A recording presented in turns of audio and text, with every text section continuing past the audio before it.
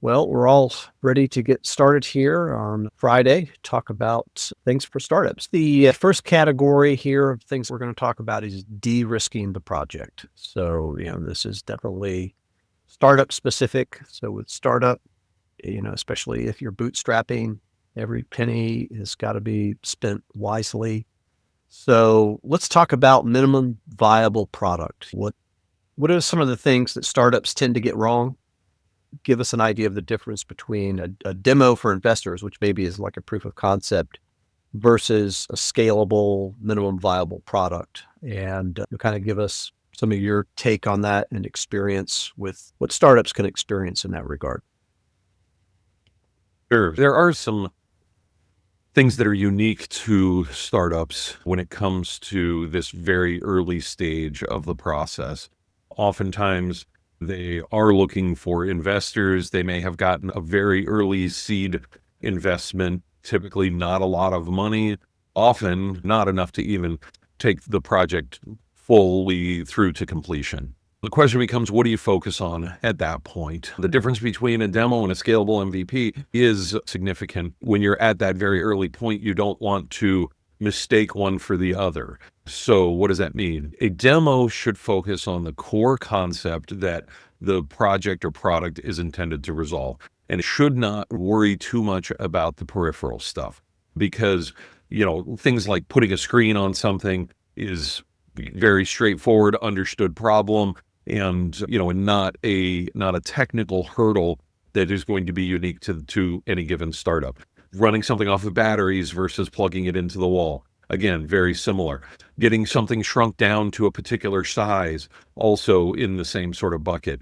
But whatever secret sauce, whatever it is that a particular product is targeting, whatever it's going to do that's going to make it different and stand out in the marketplace, is what you want to focus on for that demo, because that is what you essentially have to use to convince investors to invest more money to get it to an actual manufacturable product. The first phase, and sometimes we're involved in this and sometimes we aren't. Sometimes people will be bootstrapping and they'll do it on their own, that initial demo. If we do get involved there, the first phase is typically to identify what is that core piece of technology for this particular product, and then how can we build something around that demonstrates it in the way that the product will work, but is also in a way that can be shown to investors and highlights the value without unnecessarily building a bunch of extra stuff on top of it.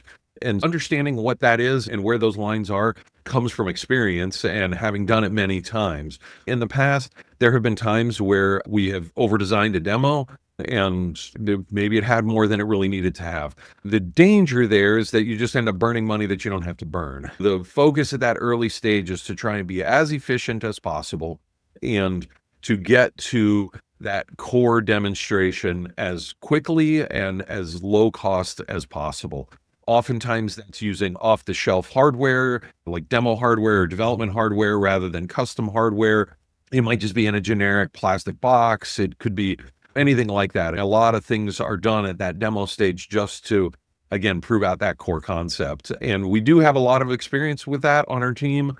We've refined our process so that we can really focus on that and work with startups and inventors to identify what is that core piece of technology and how do we build that first demo that can go to investors. At that point, once the startup has gotten investment to take it through to a real product that can be manufactured, the focus shifts a little bit. Very rarely are you going to ship a product built with development hardware. Most of the time, 99% of the time, that's going to be custom hardware for it. Now, things like user interface, battery life, those types of things really do matter. So when you start looking at that minimum viable product, you start looking at what are all of those other things that need to get added on to that core piece that was shown in the demo. And the biggest challenge when it comes to MVP that we run into with our clients is understanding what the concept of a minimum viable product really is. What truly is the minimum viable product? And what does that mean? What I tell our clients is the minimum viable product should be able to meet the need for 50 to 60% of your target market, not 90% or 80%, but 50 to 60% of the target market. That's enough that you can do effective marketing, right? You don't want to target 20% of the market because that's generally too small of a chunk that you can effectively market to. But 50 to 60%, you can do effective marketing.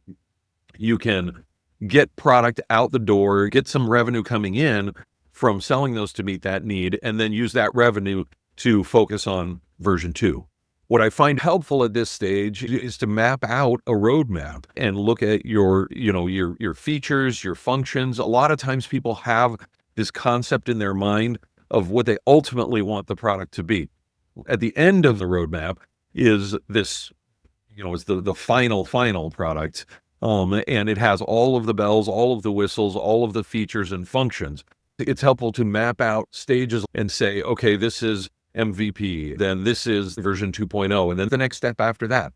I recently worked with a client on a product, and this was a consumer electronics product, something that someone would use in their home, and they ultimately want it to be internet connected over Wi-Fi to allow remote operation, but that function was cut out of the MVP because they realized that for 50 to 60% of the population, they're not going to use that feature. They don't really need the ability to remotely monitor this particular device. Focusing on a narrower scope for that MVP makes a lot of sense. And that was an easy thing to carve out.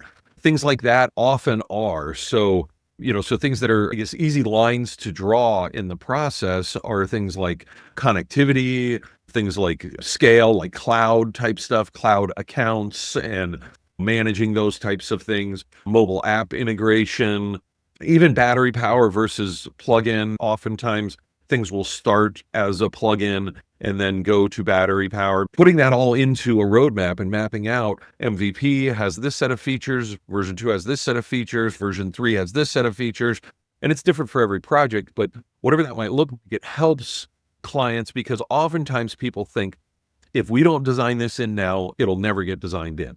Having that roadmap helps to ease that anxiety, and it helps them to say, okay, right now we're focusing on this. And after this is done and released and generating revenue, then we'll move on to this next thing.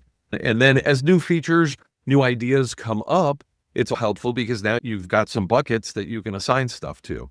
We have a lot of experience helping teams do that, helping inventors, helping startups work through and talk through what really needs to be in that minimum viable product. And it is helpful to have that roadmap so that we can focus on what is important when it's important.